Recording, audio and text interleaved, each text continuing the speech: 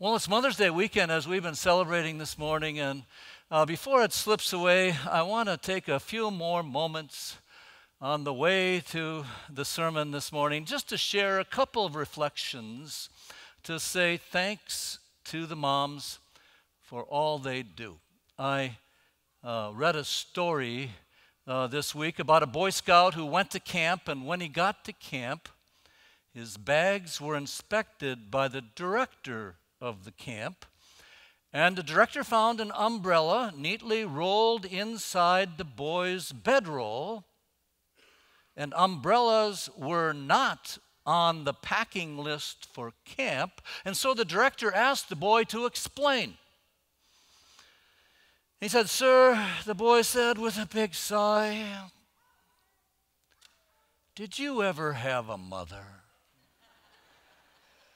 Well, we love that because you know what?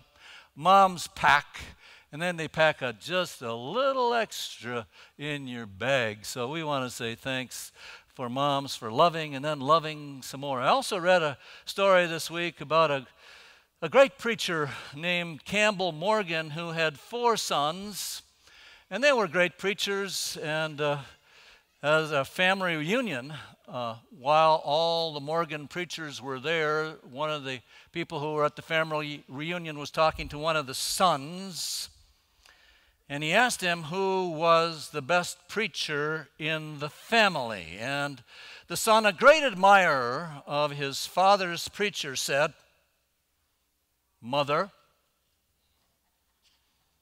You know what?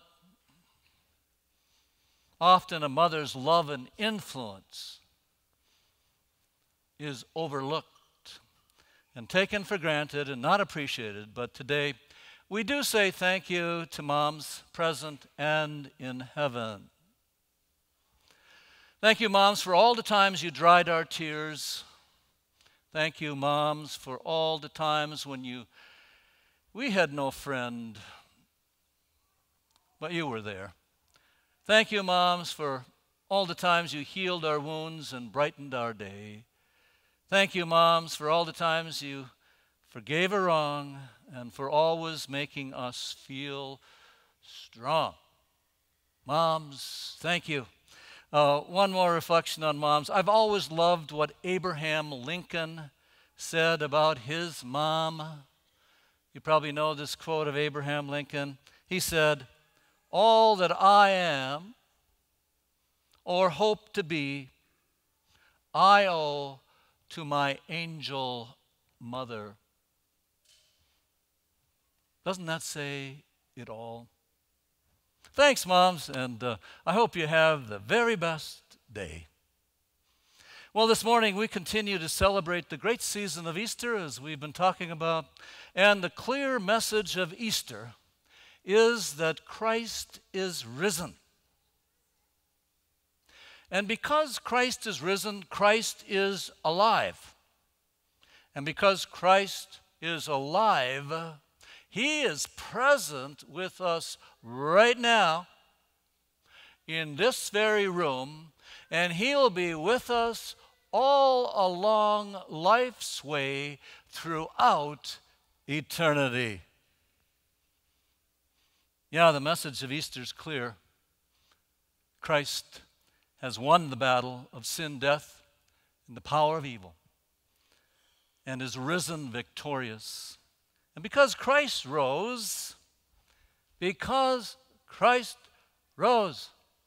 the promise, so shall we. So we better get used to each other, because we're going to be spending an eternity together. So, wow, how wonderful is that, the promise of Easter. Well, we're here to talk about what to do with Jesus in our life. We always do this, right? Our gospel text this morning, our Easter season gospel text, is very familiar. It is the great post-resurrection appearance account of the risen Jesus on the road to Emmaus, where Jesus pulls up alongside of 2 men and walks with them and talks with them and he blesses them with his presence, with the warmness of his love, and he assures them in their faith. They came alive. Well, the sermon question in light of our gospel text is this, has always been, who on your road in life has been Jesus to you and walked alongside of you and talked with you and blessed you with their presence? Who on your journey through life has walked alongside of you and enlightened you, or supported you, or loved you? Who has been Jesus to you and accepted you just for who you were, embraced you, and affirmed you, and sparked the flames of faith within you? Who has been Jesus to you along your road of life? It's so important that we think about these folks so that we can, number one, give them thanks for how they have helped us along life's way. And number two, it's important that we think about them because they are role models of Jesus for us, and how we can be Jesus, how we can pull up to others in life and be Jesus to them. That's why it's important to remember who they are. Now, as you're thinking about who Jesus was and who walked along your side in life, I just want to reflect a little bit and talk about that very thing. And my first reflection is a book I got in my hand a couple of weeks ago.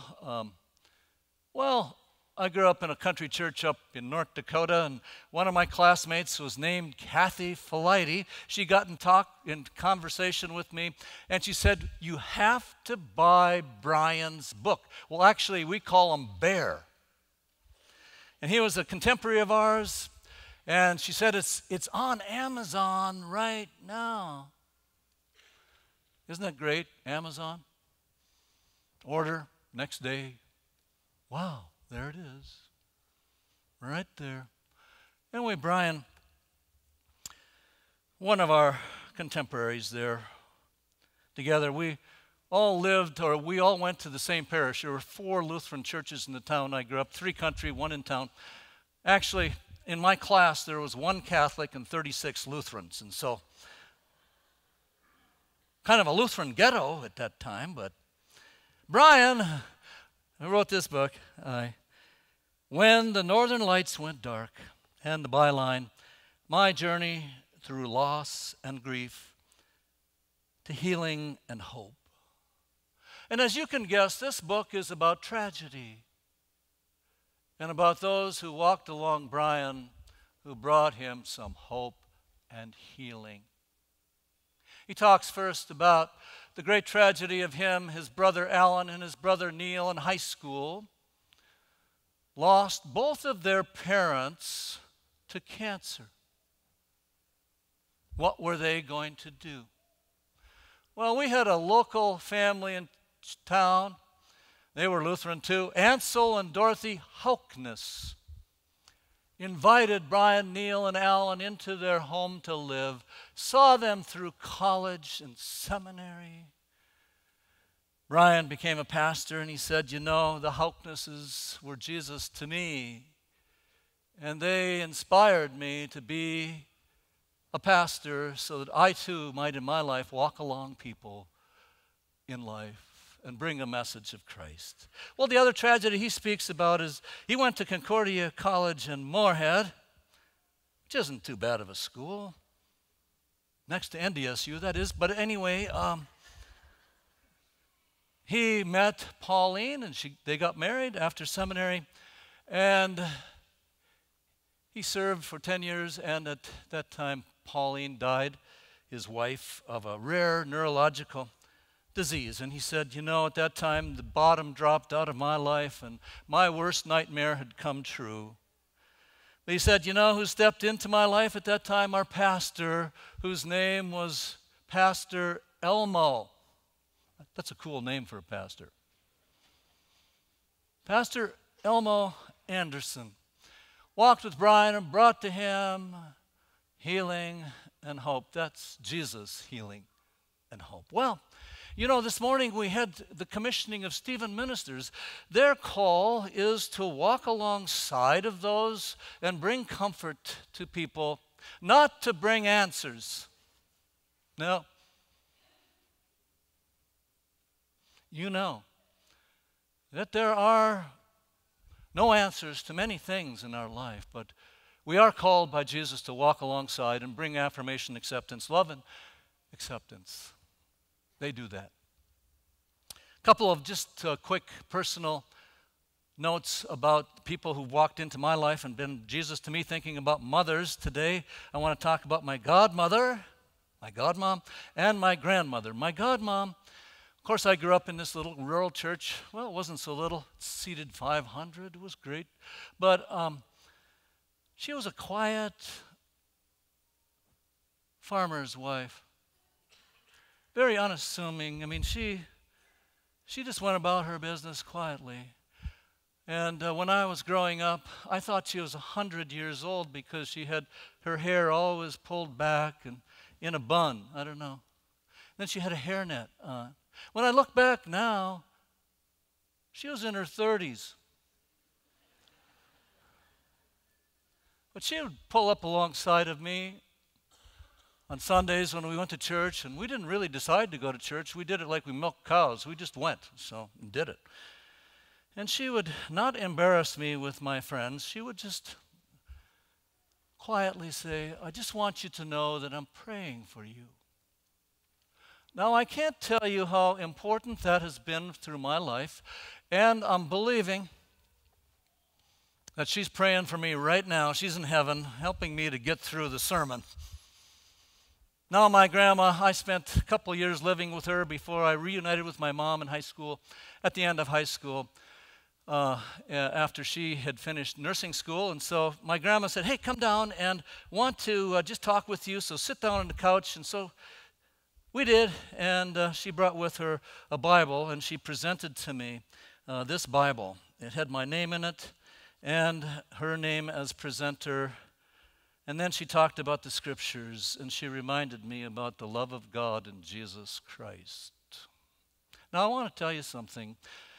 Walking up along somebody as Jesus and being Jesus to them is not rocket science. It possibly is providing a home for somebody. Yeah, it's bringing a word of hope and healing. It might be placing the scriptures in somebody's hands, and it might be just telling somebody, I'm praying for you. This morning, we're going to be invited into another way in which to serve Jesus and walk up alongside. LaVerta, if you'd come up and share with us this wonderful opportunity for us today called Bread Break. And so thanks for coming up. Good morning. Good morning. At Gloria Day, we have several outreach ministries. Today, I would like to make you aware of another opportunity for you to serve our community. I'm going to begin by referring to the Gospel of Matthew, which speaks to Jesus feeding the masses. As evening approached, the disciples said, Jesus, it's getting late, and we're in a remote area. We need to send these people home so they can get some food. But Jesus said, no, do not send them away. We will feed them. And the disciples said, but we only, but we only have 5 loaves and 2 fishes. How will we feed the masses? He said, tell the people to be seated and bring the food to me. He blessed the food, gave thanks for the food, and distributed it to the people. That day, they fed 5,000 people. Now, we can't feed 5,000 people in one day, but there is a ministry in Sioux Falls that was started by Messiah New Hope Church 11 years ago. It's called Bread Break. We have a little 2-minute video to introduce the organization.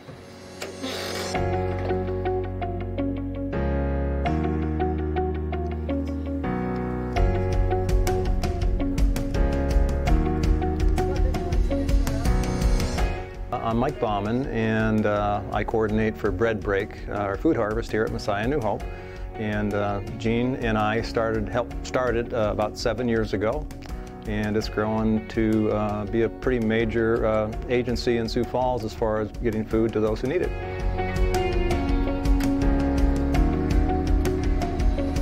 The concept is there's lots of food overproduced, and it's perfectly good food. And there's a challenge getting it from the restaurants or whoever's produced it to an agency or a group that needs it, that can utilize it. And so the whole concept is just to be able to pick up, transport, and get the food to where it can be used, so it doesn't go to waste, doesn't go in the dumpster.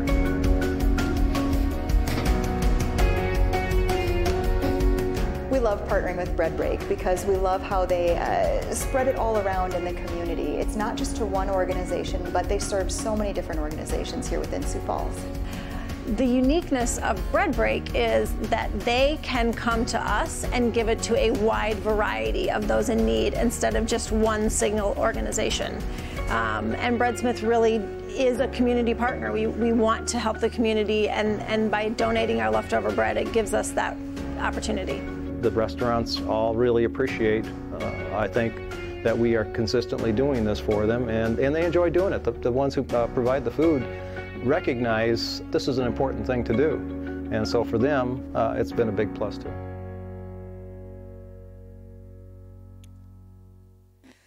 It's estimated that 8 million pounds of food are wasted every year in a city the size of Sioux Falls. Obviously, Bread Break's goal is to distribute some of this food throughout our community. If this opportunity seems to fit, what we're doing is reaching out to volunteers at Gloria Day to volunteer. It may be 1 day a week, 1 day a month. It'd be about an hour to 2-hour commitment. You would be given instructions to where to pick up the food and where to deliver it. If this seems like an opportunity that would fit for you, there's going to be a registration form asking for, back in the narthex later, asking for your name, telephone number, and email address, and you'll be contacted then. Or if you'd prefer to, we ask that you would think about it, pray about it, and you can also sign up on the Gloria Day website. And maybe you could be a Jesus to someone else in our community. Thanks for your time. Well, thank you, LaVerta. Thank you for being an ambassador for us in this ministry. How about giving her a hand? I mean, there's so many people who do so much, and so talk to her afterwards. You know, it's just another way to be Jesus to someone else. So let your light so shine. We're going to hear about that in baptism tonight. And we're going to sing as we receive the offering this morning. God's blessings to everyone always.